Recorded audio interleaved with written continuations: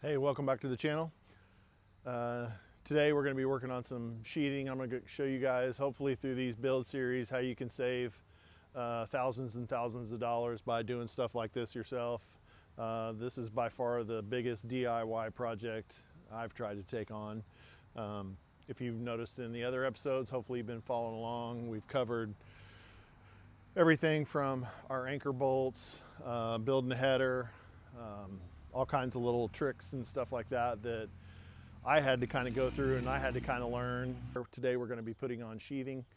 So there's not any really tips and tricks in this process, but I am working alone today. My kids are all off with school things and athletics and stuff like that. So I'm just trying to get as much of this done as I can before the weather breaks. It's been so nice here lately, and I want to try to take advantage of that and try to see how many sheets I can get here on this side. I've already got the bottom layer done on our west wall and our south wall and the back wall, so I really want to try to get through this today if I can, and if the rhythm hits me like it was the other day, maybe we'll get a second layer put on one side of it. So but anyway, I appreciate you guys following along through this process of building our dream garage.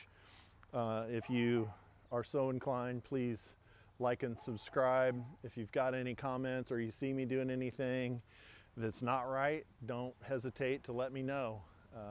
I am very humble and I like to learn.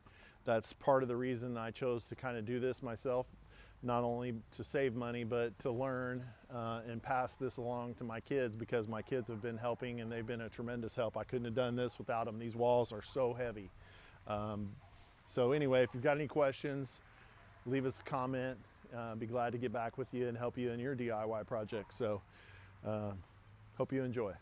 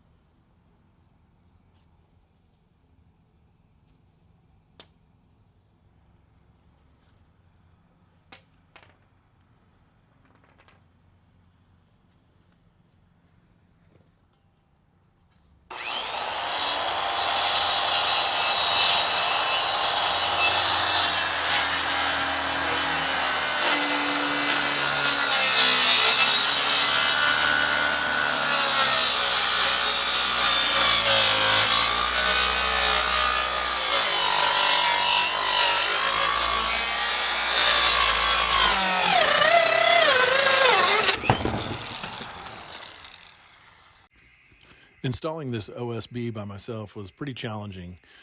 One of the things that I really wish I may have taken the time to do and had just a little bit extra time was chalking my 16 on centers on the OSB. The lines provided on the OSB, they're almost impossible to see from the video here, but they're just black dotted lines in the center of the OSB.